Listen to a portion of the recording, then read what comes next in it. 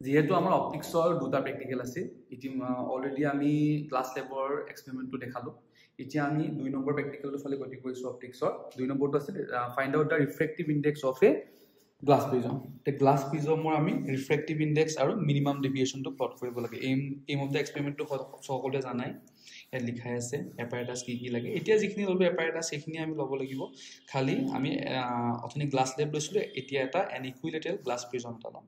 আৰু থিয়ৰিটো সকলোৱে জানাই মিনিমাম ডেভিয়েশ্যনৰ ডেফিনেশ্যনটো লিখিব পাৰা আৰু আমাৰ মিনিমাম ডেভিয়েশ্যনৰ কণ্ডিশ্যনটো লিখি পেলাই আমাৰ ৰিফ্ৰেক্টিভ ইনডেক্সৰ ফৰ্মুলাটো mu is equal to sine a plus dm মানে মিনিমাম ডেভিয়েশ্যন আমি dlm হিচাপে ডিনোট কৰোঁ divided by 2 sine a by 2 a is the angle of prism the prism angle jo hekana ami equilateral prism loisu jate amar ki hoy prism amar gote kita angle equal hoy aru equilateral prism mane ki tar ekhon surface amar ki lateral surface thake no amar ye jota surface ke ekon lateral surface amar dukhon ase gotike amar a shape to dekhat amar triangular nisna so equilateral glass prism means equilateral triangular shape ot ase gotike amar yar each and every angle kiman hobo amar 60 degree গতিকে already আমি জানো গম পালোৱে equilateral prism বুলি কওঁতে যে আমাৰ angular প্ৰিজমটো 60 degree হ'ব এতিয়া আমি এখন ড্ৰয়িং বৰ্ড এতিয়া আমি পেন্সিল ললো ইয়াক ফাৰ্স্ট আমি কি কৰিম পুৰা ষ্টেটকে আমি সেটআপ কৰিম যাতে ই মুভ নকৰে কাৰণ ই মুভ কৰিলে আমাৰ ৰে ডায়াগ্ৰামটো ড্ৰ কৰাত বহুতখিনি প্ৰবলেম দেখা পোৱা যায় গতিকে ফাৰ্স্ট আমি পেজটো ফিক্স কৰি লওঁ ইয়াৰ পাছত আমি কি লম এইটো হৈছে আমাৰ এটা প্ৰিজমটো ফাৰ্স্ট পুট কৰি আমি ইয়াৰ আউটলাইনখিনি ড্ৰ কৰি লওঁ 1 2 3 এইটো হৈছে আমাৰ প্ৰিজম খালি এটা বস্তু মই দেখিবা প্ৰিজমটো যেতিয়া আমি এনেকে ব্যৱহাৰ কৰিম এনেকে ইয়াক আমি ইয়াৰ পৰা শিফট কৰিম এগেইন এনেকে প্লেস কৰিম ইয়াক আমি এনেকে সাইড অল্টাৰ কৰা ইয়াৰ আমাৰ লেটাৰেল সাইডবোৰকে অল্টাৰ কৰা এই কামটো কৰিলে আমাৰ অলপ প্ৰবলেম হয় মানে আমাৰ যেটো মিনিমাম ডেভিয়েশ্যনৰ কাৰেক্ট ভ্যালুটো পোৱা না যায় গতিকে আমি এনেকে যি ব্যৱহাৰ কৰো এই ফেজটো জাস্ট এনেকে ধৰি পেলাই তাক আগলৈ শিফট কৰি দিবা আকৌ এনেকে ইয়াত প্লেস কৰি দিলে হ'ল এতিয়া আমি ইয়াত ফাৰ্স্ট এটা পইণ্ট এটা ডিফাইন কৰি দিম এতিয়া আমি প্ৰথমে নিচিনাই প্ৰটেক্টৰ ইউজ কৰি এটা আমি 90 ডিগ্ৰী এটা আমি নৰমাল ডাল ড্ৰ কৰিম ইয়াত যেহেতু আমি ইনসিডেন্ট ড্ৰ কৰিব গৈ আছো গতিকে নৰমাল থাকাটো একদম ম্যান্ডেটৰি এটা ইয়াত আমি আমাৰ ইচ্ছামতে এটা এংগল লম প্ৰটেক্টৰ ইউজ কৰি পেলাই একচুয়ালি এংগলটো ৰেন্ডমলি ল'ব লাগে ৰেন্ডমলি হ'লে প্ৰবলেম হয় কেতিয়াবা পইণ্টত আহি যায় গতিকে আমি ধৰতে 35 ডিগ্ৰী লৈছো অথনি নিচিনা 35 ডিগ্ৰী ফাৰ্স্ট এংগলটো ললো সো এইটো আমাৰ 35 ডিগ্ৰী এংগল মানে এংগলটো আমাৰ 35 ডিগ্ৰী এংগল এইটো হৈছে আমাৰ ইনসিডেন্ট এতিয়া আমি ইয়াত প্ৰিজমটো ধুনীয়াকৈ প্লেস কৰিলো যেনে যেনেকৈ আছিল মই সেম ফেজ হিচাপে এক প্লেস কৰিছো এতিয়া আমি ইউজিং পিন মেথড এটা আমি পিন পুট কৰিম এটা পিন পুট কৰিম এই নৰমাল ডালতে মানে পয়েন্ট অফ ইনসিডেন্টত আমি কৰিলো বাস আউট অফ পয়েন্ট আমি কোড ললো ইনসিডেন্ট রেট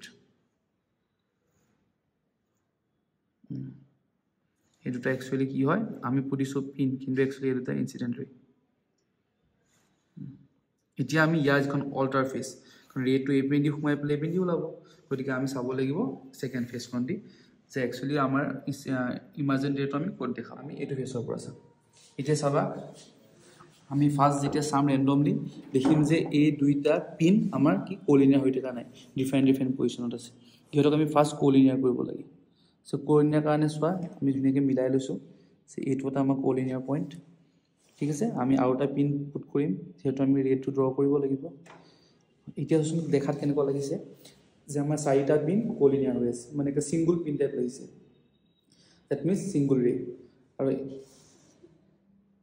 এতিয়া আমি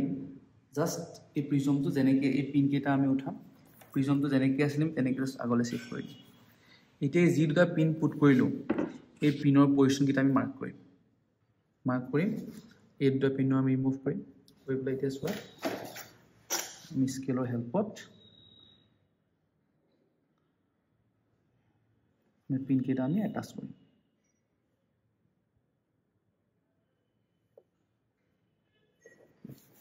এটো পইণ্ট এটাচ হ'ল এতিয়া আমি ইনসিডেন্ট ৰে আৰু আমাৰ ইমাৰ্জেন্ট ৰে এটাচ কৰিম ইনসিডেন্ট ৰে আৰু ইমাৰ্জেন্ট ৰে এটাচ কৰা একচুয়ালি আমাৰ ৰেটো এনেকে মুভ কৰিছে প্ৰিজমৰ ভিতৰত সৰি এটো ৰেটো একচুয়ালি আমাৰ ৰেটো কোড মুভ কৰিছে আমাৰ এনেদৰে আমাৰ প্ৰিজমটোৰ মাজদি মুভ কৰিছে এতিয়া আমি উলিয়াব লাগে মিনিমাম ডেভিয়েশন এংগল কাৰণ আই আমি পাই গলো কিমান 35 ডিগ্ৰী এতিয়া ডেভিয়েশন এংগলটো উলিয়াব লাগে ডেভিয়েশন এংগল কোনে ফৰ্ম কৰে ইনসিডেন্ট ৰে আৰু ইমাৰ্জেন্ট ৰে কেতিয়া ফৰ্ম কৰিব যেতিয়া হিয়ত কন্টিনিউয়াস মিডিয়ামত যদি গ্লাস আমি ইয়াত নাৰাখিলো হেতে তেহলে এটো এটা কন্টিনিউয়াস মিডিয়াম হলতেন আৰু কন্টিনিউয়াস মিডিয়ামত লাইটে হতে কেনেকে মুভ কৰে ষ্ট্ৰেট লাইনত মুভ কৰে গতিকে একচুয়ালি আমাৰ লাইটৰ পাথটো যাব লাগিছিল এনেকে যদি প্ৰিজমটো নাথাকিলহেতেন আৰু তেতিয়া আমাৰ এনেকুৱা লাগিলহেতেন যে আমাৰ ইমাৰ্জেন্ট ৰেটো ক'ৰ পৰা আহি আছে ইনসিডেন্ট লাইটৰ এই পজিশনটোৰ পৰা আহি আছে যদি কন্টিনিউয়াস মিডিয়াম হলহেতেন আমি কেতিয়াও বেক নহয় কন্টিনিউয়াস মিডিয়ামত light always travels in straight line আমাৰ কন্টিনিউয়াস মিডিয়াম হিচাপে যে আমি শো কৰো যে আমাৰ ইনসিডেন্ট ৰে আৰু ইমাৰ্জেন্ট ৰে দুটাই যিটো এংগুলত আমাৰ কাট কৰিছে এই এংগুলটোকে কোৱা হয় কি ডেভিয়েশন এংগুল এতিয়া আমি এই ডেভিয়েশন এংগুলটো মেজাৰ কৰিব লাগে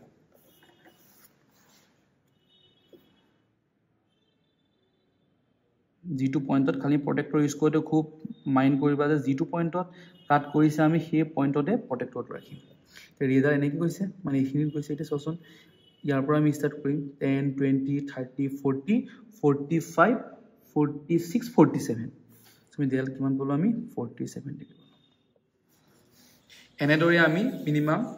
পাঁচটা অবজাৰভেশন কৰিব লাগে মই বৰ ইয়াত তোমালোক দুটা দেখাই দিছো আৰু এটা দেখাই দিছো সেম প্ৰসিডিউৰতে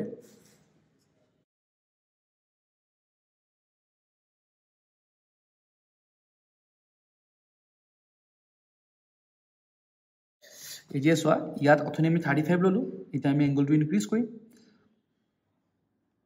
অলৰেডি মই থিওৰিটো তোমাকে ভালকে চালে দেখিবা যে আমি যেতিয়া এংগল ইনক্ৰিজ কৰো ডেভিয়েশন এংগল ফাৰ্স্ট ডিক্ৰিজ কৰিব অথনি 35 লৈছো এটা সাপোজ মই 40 লৈছো এটো আমাৰ 40 ডিগ্ৰী এংগল আমি এংগল এটো কোনে ইনক্ৰিজ কৰিছো কাৰণ এংগল ইনক্ৰিজ কৰি ডেভিয়েশন এংগল ডিক্ৰিজ কৰিব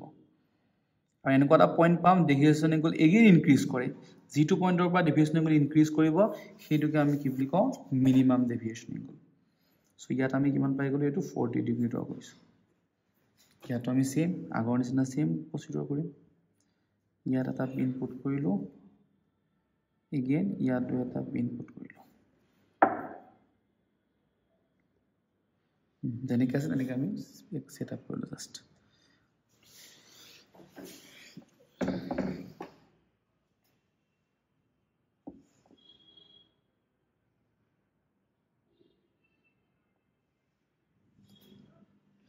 আৰু এক্সপেৰিমেন্টটো কৰোতে পৰাপক্ষত এটা চকু বন্ধ কৰি লবা যাতে আমি ৰেটো প্ৰপাৰলি দেখা পাওঁ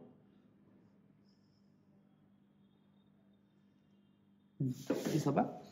এই যে আমি যেনেকৈ পুট কৰিলো এতিয়া আমি দেখা তেনেকুৱা লাগিব যে এটা সিঙ্গল লাইন মানে আমাৰ এই চাৰিটা বিন কোলিনিয়াৰ হৈ আছে এতিয়া আমি আগৰ নিচিনাকৈ আকৌ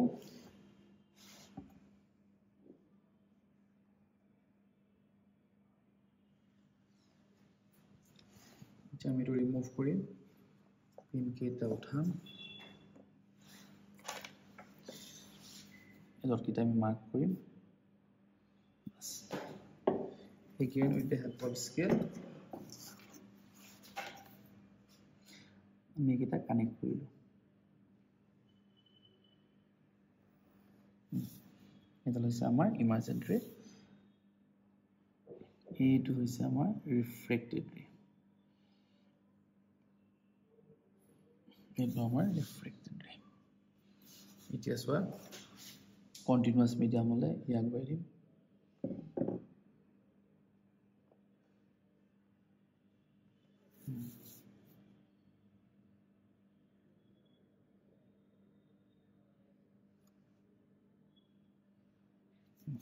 এটা হইছে আমার ডেভিয়েশন এঙ্গেল এটা আমি আই ললো 40 ডিগ্রি এটা আমি ডেভিয়েশন এঙ্গেল কিমান পাম with the help of protector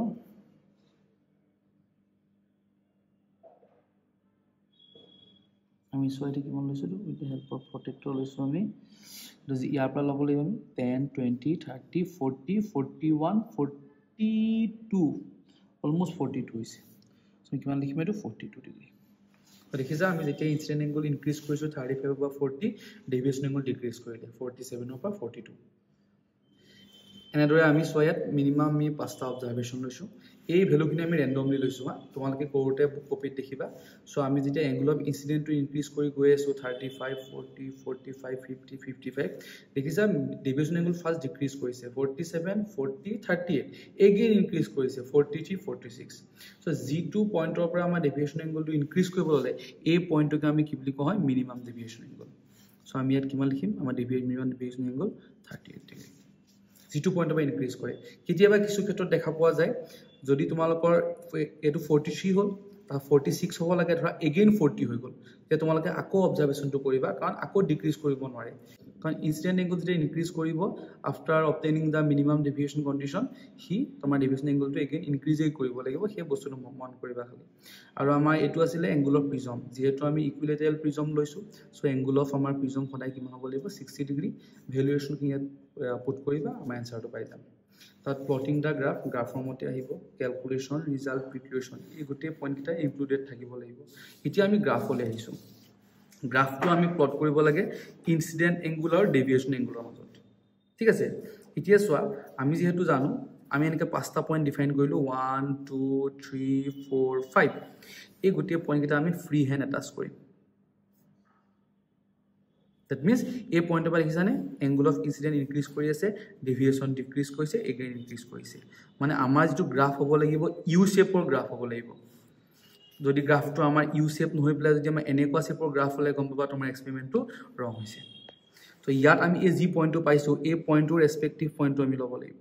এইটোকে কোৱা হয় মিনিমাম ডেভিয়েশ্যন পইণ্ট এইটো কি হয় ইয়াত i ইকুৱেলটো সদায় e হয় আৰু এইটো কিমান থাকিব লাগিব 45 গতিকে আমাৰ এইটো এংগল থাকিব লাগিব 45 ডিগ্ৰী আৰু ডেভিয়েশ্যন এংগলটো পাইছো আমি 38 ডেটো কিমান থাকিব লাগিব 38 ডিগ্ৰী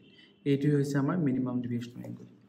আৰু এইটো আমি ক্যালকুলেশনৰ থ্ৰু দি নহয় থ্ৰু গ্ৰাফ আমি ডিটাৰমাইন কৰিম সো ডেভিয়েশ্যন এংগলটো পালা ডেভিয়েশ্যন এংগলটো আমাৰ ইয়াত পুট কৰিবা ফৰ্মুলাটো sin a + gm/2 পুট কৰি পেলাই আমি ৰিফ্ৰেক্টিভ ইনডেক্স ইয়াৰ পাই যাম সো হিমানখিনি কৰিলে আমাৰ সম্পূৰ্ণ প্ৰ্যাকটিকেলটো কাৰেক্ট হৈ থাকিব ধন্যবাদ